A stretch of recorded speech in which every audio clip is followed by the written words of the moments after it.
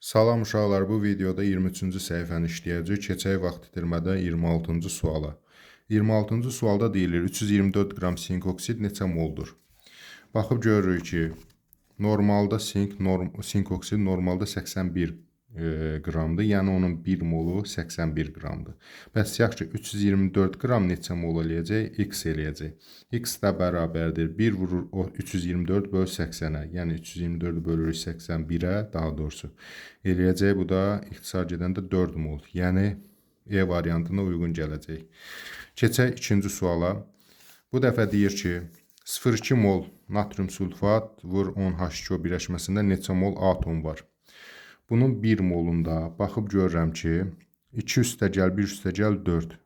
Deməli 7 atom bu hissədə var. H2O 3 atomdur da 2 üstə 1 3 atom. Bu da 10 dənə H2O var. Yəni 10 üçün 30 dənə atom var. 10 dənə su var. Hər suda da 3 atom var. 10 üçün 30. 30 üstə 7 37. Yəni bunun 1 molunda 37 atom var. Bəs yaxşı 0,2 molunda nə qədər olar? X. X də bərabərdir. 0,2 vurulsun 37 bölünsün 1-ə. 1-ə bölməklə məxrəc silinir. Yəni bunun 5də 1 hissəsi deməkdir. Bu da eləyir 7,4.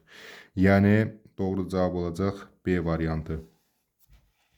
Keçirik 28-ci sualda bənzər sualda 0,2 mol maqnezium sulfat vur 7 H2O birləşməsində neçə mol atom olar?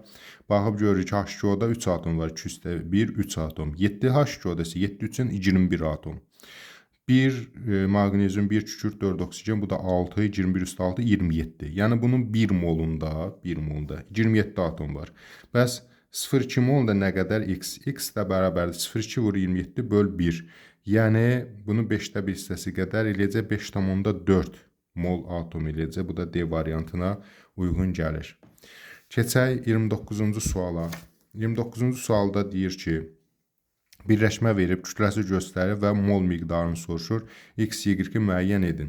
Əvvəlcə C2H6-ın kütləsinə baxırıq, görür 30. Yəni bunun 1 molu 30 qramdır. Bəs 90 qramı neçə mol eləyəcək? X. X də bərabərdir. 1-i 90-a vurub 30-a bölürük 3 mol. Sonra baxıb görürük ki, C2H4 normalda C2H4-ün kütləsi neçədir? Bunun 1 molu 28 qramdır. Bəs yaxşı, buradakı C2H4 nə qədərdir? 56 qram. 56 qramın neçə moldur? Y. Deməli, Y bərabərdir 1 vur 56 bölü 28, bu da eləyir 2 mol. Yəni X 3-ə, Y 2-yə bərabərdir. Bu da B variantına uyğun gəlir. Digər üsulda budur ki, 90-ı 30-a bölərəm 3 mol, 56-nı 28-ə bölərəm 2 mol. 3, 2 B variantına uyğun gəlir. Keçək 30-cu suala. 30-da isə artıq həcmlə verib. Normal şəraitdə həcmləri göstərən mol miqdarını soruşur. Biz bilirik ki, 1 mol 22,4 litrdir. Tənasüblə də eləyə bilərik və yaxud 33,6-nı 22,4-ə böləndə eləyir 1,5 mol. 44,8-i 22,4-ə böləndə eləyir 2 mol. Yəni X 1,5, Y 2. Bu da C variantına uyğun gəlir. Tənasüblə də 1 mol 22,4-dürsə, X mol 33,6. Sonra da uyğun tənasübü qrup hesablaya bilər. Asanda elə belədir, bu şəkildə də keçə bilər üstündən. Keçək 31-ci suala. 31-ci sualda deyilir, birləşmələr göstərilib, mol sayı verilir və hidrogenin kütləsi göstərilib. Yəni, indi deyir ki, hidrogenin kütləsi üçündə də A-dır, yəni eyni qədərdir. Hidrogenin kütləsinin üçündə də eyni qədər eləmək üçün nə etmək lazımdır? Bunlara fərqli əmsallar, yəni molekul molu əlavə eləmək lazımdır, yəni fərqli mollarda olmalıdır. Baxıb görürəm ki, burada ən çox götürülən 6, yəni 6 hidrogen bundadır, 4 hidrogen bunda, 2 hidrogen bunda. Yaxşı, üçü də eyni olması üçün, yəni kütləsi eyni olması üçün, məsələn, üçündə də 6 qram olmalıdır. Deməli, bundan 1 mol götürsəm, olacaq 6 qram. Bundan 3 mol götürməliyəm, çünki 6-nı 2-yə böləndə 3 eləyir də. Bundan 3 mol götürməliyəm ki, 3 2-nin 6 qram eləsin. Bundan da 1,5 mol götürməliyəm ki, 1,5 4-ün 6 qram eləsin. Yəni, əmsalları atıram, o əmsallar bunun mol miqdarını bildirir. 1,5-i 4-ə vuranda 6 qram. 3-ü 2-yə vuranda 6 qram. 1-i 6-ya vuranda 6 qram.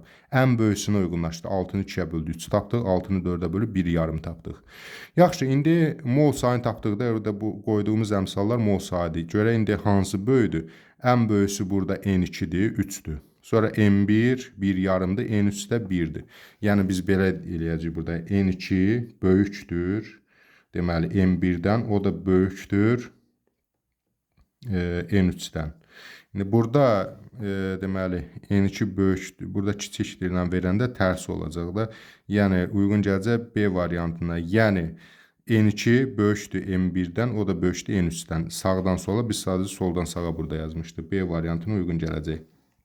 Qısacası neynədir? Hidrogen eyni kütləsində olduğunu bilərək, bunların hidrogendən kütlələrini bərabərləşdirmək üçün əmsallar atdıq. 1 yarımın 4-ə, 3-ün 2-yə, 1-in 6-ya. 3-ü də oldu 6 qram bərabərləşdirdi. İndi bu əmsalları da mol sayını ifadə edir. Onları müqayisə apardı. Sadəcə hansı böyükdür, hansı kiçikdir? Ən böyüsü N2 oldu, sonra N1 oldu, ən kiçiyi də N3 oldu. B variantına uyğun gəldi. Keçir 32-ci sualı, yenə bənzər tip sualdır. Hər üçündə, indi burada vərəqi dəyişək, qarışıq düşməsin. Hər üçündə kütləsin, hidrogen kütləsi eynidir bu üçünün üçündə də. Onda nə etməliyəm? Eyniləşdirməliyəm. Baxım, görürəm ki, burada 6, burada 2, burada 3 var. Ən çox bundadır hidrogen. Deməli, mən bunu götürsəm 1 mol. 1 6-nın 6. Sonra 6-nı 2-yə böldüm 3. Bunda da 3 götürsəm 3 2-nin 6 qram. Sonra bunu da 6-nı 3-ə bölsəm 2. 2 3-ün 6 qram. 3-ünə də 6 qram elədim. Yəni hidrogen kütləsini bərabərləşdirdim. İndi bu tapdığım buradakı əmsallar var, qarşısına qoyduğum ədədlər. Bu da onun mol miqdarını bildirir. Yaxşı, kiçikdən böyüyə düzüb də burada görürük ki, ən kiçik hansıdır burada? M1-dir. M1. Ondan böyük olan hansıdır burada? N3. Ondan böyük olan hansıdır burada? Ən böyük o da N2-dir. Yəni, belə bir formula görə, hansına görə 1, 3, 2 kiçikdir işarəsinə. Yəni, N2 böyüdür N3-dən, o da böyüdür M1-dən. Bu M1-lər, N2-lər, buradakı ədədlər, tapdığımız ədədlərdir. B variantına uyğun gəlir. Keçək digər hissəyə, yəni 33-cü suala. Burada hidrogeni verib, kütləsini verib, mol sayın və həcmin soruşur.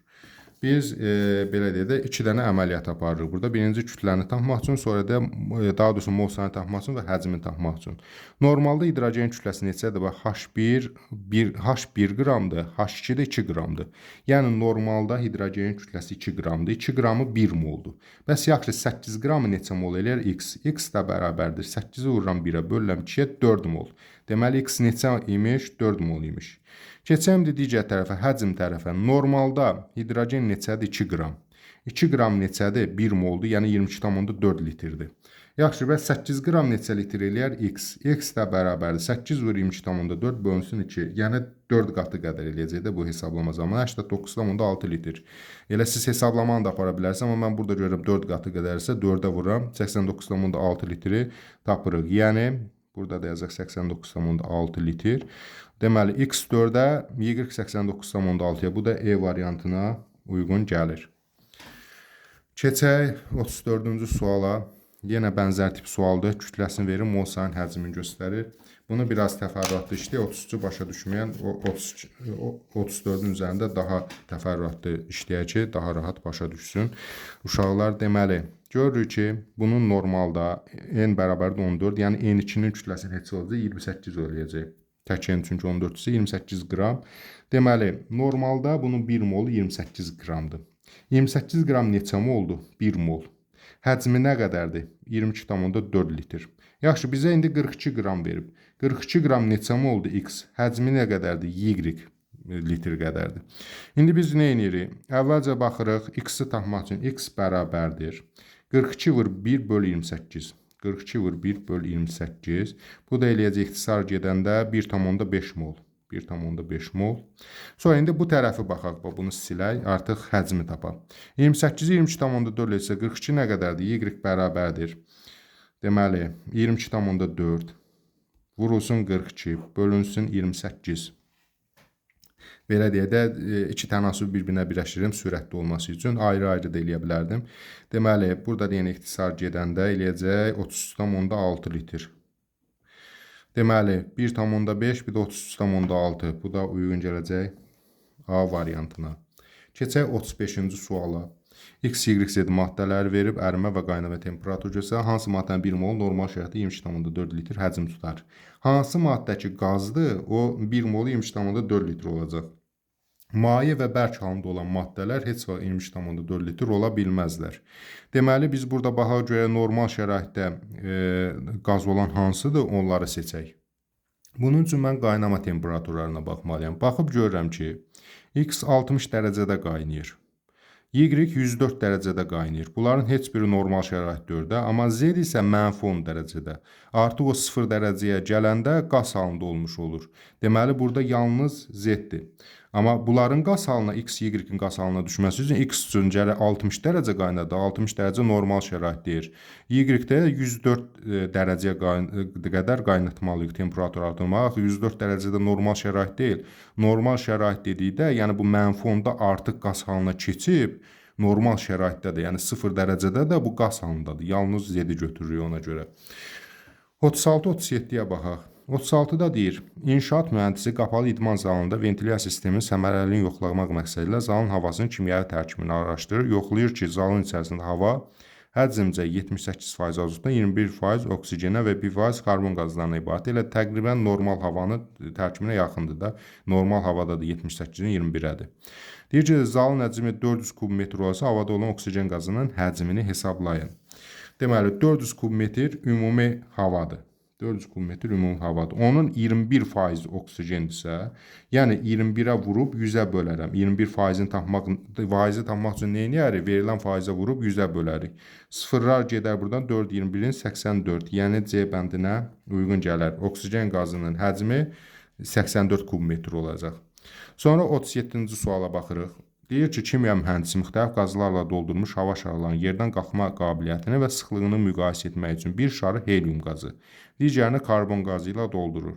Hər iki şarın həcmi eynidir və içərisində qazılan temperaturu da bərabərdir bir-birinə və helium və karbon qazı ilə doldurmuş şarların sıxlıqları arasında doğru münasibəti müəyyən edin. Burada sadəcə kütlərini belə deyək də müqayisə aparsaq, elə burada indi sadəcə böyükdür, kiçikdir göstərir. Aydın məsələdir ki, karbon qazı heliumuna belə deyək, sıxlığı çox olacaq, çünki kütləsi çoxdur. Çünki karbon qazı CO2, 12 üstə 16 kimi 32, 44 qram karbon qazıdır, 4 qram isə cəmi helium qazıdır. Deməli, burada B variantına uyğun gələcək. Karbon qazının sıxlığı heliumdan daha çoxdur. Bu iki sual uzun-uzadı mətn şəklində verilsə də, əslində qalırsa çox sadədir, yəni tapılma qaydası. Bu qədər uşaqlar, növbəti dərsdə 24-cü səhifəni işləyəcək. Sağ olun.